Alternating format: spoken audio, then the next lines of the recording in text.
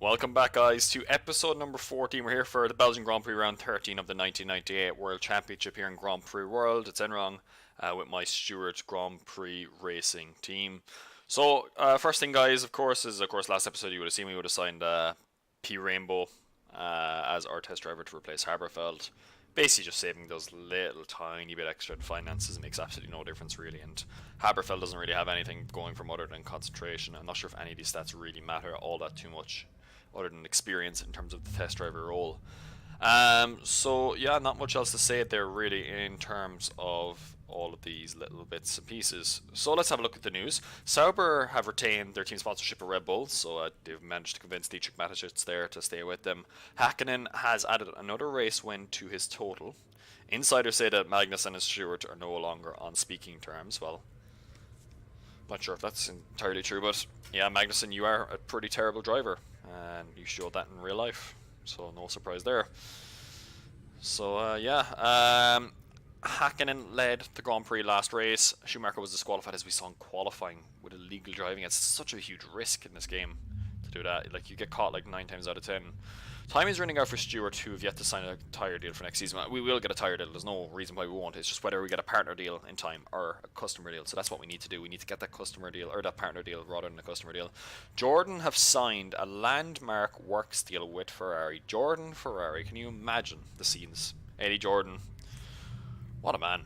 Benetton, both their cars finished in the top 6. They finally got it together. Flavio's finally managed to do it. They needed to do it.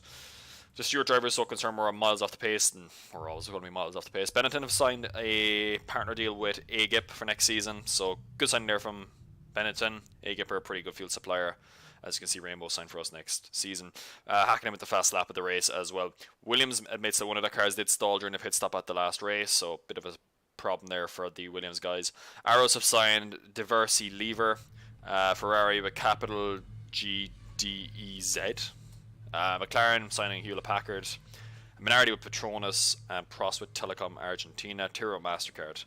Both Saubers pulled off fantastic starts last race with the traction control. McLaren with the automatic gears. And at least favourite manager, again, fantastic for us. This is great. So, yeah, that's pretty much it. How can I get the job done with the staff you've given me? Maybe motivate them a bit more. That's your job, not mine. Nothing else really to talk about here. HSBC unhappy. I'm sorry. Oh, for God's sake, we still haven't got a deal with Bridgestone yet. Like, that's a massive, massive problem for us. Like, we really need that like partner deal, you know, for that kind of last part of the plan to go through. But look, the good news is we got Autosport anyway on board, which is always a good sign. Let's keep 5% there. Hide unavailable sponsors, please. Thank you. Let's start talking to all these guys. Let's see if we can get a couple of these guys on board before the end of the season. If we can, we increase our chances of bringing in a little bit more revenue. So we brought in an extra 450k per Grand Prix next season. Don't forget, guys, that's not guaranteed. You'll see a little thing here on the side, guaranteed, which means they guarantee to give you that amount. So that means you actually don't have to look after them in the hospitality. The problem is, for us, is we just don't have, you know, we won't have the resources to look after so many teams next season. I think next season's going to be a tough one for us to survive. Yeah, it's going to be tough. But at least we got a couple of sponsors on board now. If we can get a few more on board in for next season, that'll be good as well. But yeah, I guess the good news is we have managed to get something on board with the team there at Autosport. So hopefully we can increase this deal here, Pia, because that's kind of a big thing for us. If not, look, we'll go next season. What we'll do for now is actually we'll reduce this by another 10%, and we'll try and get the other two-star boys of mini champs, and I believe it is Lycra. Here we go, on 5% as well. But you know what? F you guys, you've taken too long. I need a couple of these guys on board, you see, so we're gonna try and get these guys in for the next race. So yeah, of course, since we've kind of changed that driver order with the top speed, it seems to me that the cars have become slightly more reliable to a certain extent, so that's always good to see. No changes there in terms of the assembly of the cars. And yeah, nothing really can do there. So the other thing we've got to do then is look at the chassis for next season. Let's see how much of it's done. Almost all of it is done, guys. So that's really good to see. So it went up by 5 in the last race. So I'm going to reduce this to about 40%, which should be enough to get us there next race. We're going to start focusing all of our efforts now on the hydraulics for next season. We need to get something. We need like somewhat of a reliable package next season. With our current technical director, it's going to be tough for us to get anything next season. But look, hopefully we can get something done next season in terms of the reliability of our car. We'll keep using these spares, of course, which are important now. And yeah, not much else we can do there really. No new tires, still no new fuel from Texaco. The fuel sponsors are notoriously slow in this game for giving you any updates at all, so I guess it's just the way it goes. So we'll repair the wear in both cars, but I'm not going to repair the damage because if I saw correctly it's 1% and I can't really be too bothered with that, to be honest. So yeah, not too much we can do there. So guys, that's pretty much it with the Belgian Grand Prix kind of build up. Let's get in to the 1998 Belgian Grand Prix and listen to whatever funky music they got now.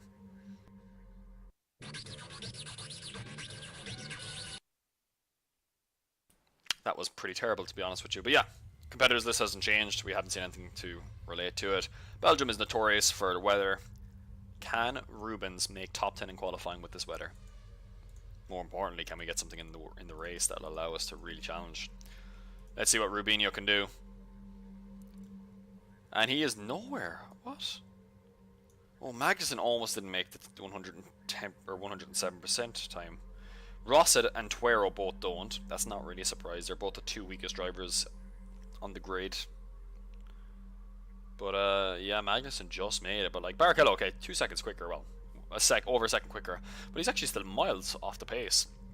And there are a lot worse drivers ahead of him, I would say, like Villeneuve, Trulli, Wirtz. You know, like Schumacher blitzes the field. So does Hill. So yeah, I mean, Schumacher would be hoping that Hill can do a number for him, but look, let's see. Weather, again, light rain. Like, this would be ideal conditions. We've had a few races now like this. 3 of the last 4 races have been light rain, I believe.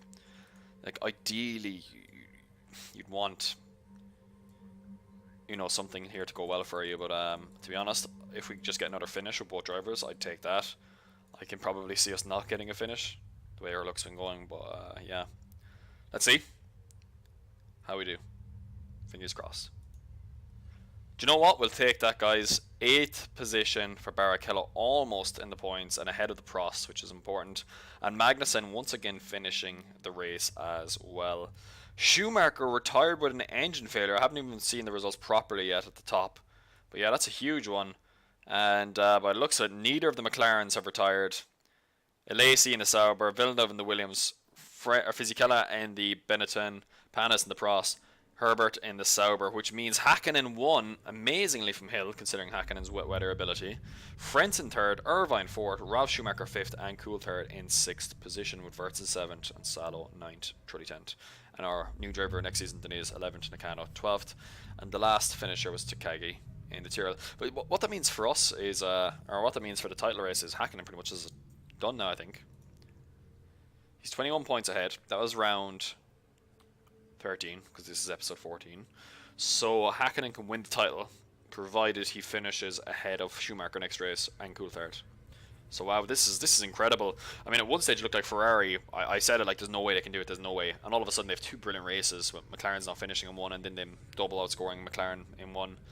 But yeah, all of a sudden now it's gone a lot, and yeah. But Hill, I think, has ended those remarks that I had about Benetton maybe catching Jordan, because Ralf Schumacher's on the same as Fisichella, but Wirtz is 17 points behind Hill. That won't happen. There's been too many wet races, and Hill's wet weather ability really comes into its own. So yeah, brilliant result there for Damon Hill and the Jordan boys. Jordan kind of secure, I think, 4th place there now. They're over double the points of Benetton. Sauber on 9 could still possibly catch Benetton if the race conditions are the right ones. Ferrari 30 points behind McLaren. It's unlikely that they can do that. I mean, for that alone, for 30 points to be caught up, they need to have 2 1-2s to get 32 points. So it's very unlikely that they'll narrow that gap. Williams have been a lonely 3rd all season. They're like the Red Bull of 1998. Just kind of there, driving along comfortably. And yeah, we hopefully won't be caught by Prost in the meantime.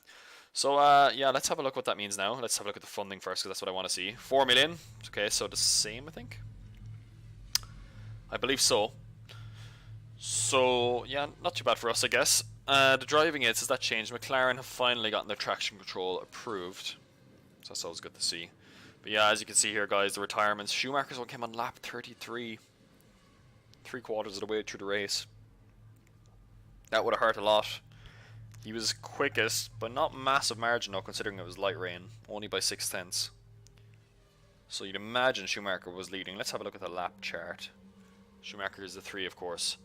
And look, Schumacher retires just there, lap 33. And then, who's that? Who's number 2? Frentzen? Frentzen was actually second. He had to pit. And Damon Hill takes the lead momentarily on lap 34. And then Hakkinen jumps him on lap 35. So I wonder, did Damon Hill have a pit stop there? But anyway, yeah. Big result there for the championship, guys. Huge result. And yeah, it looks like Hakkinen has won the title. But guys, thank you so much for watching this episode. Next episode, hopefully, we'll be finished our chassis. We can get 1 or 2 of those sponsors kind of like into contracts. That'd be great if we could. And yeah, hopefully, we're taking a step closer towards securing a stable future at Stewart before we make a big push in 2000 and 2001. Thanks.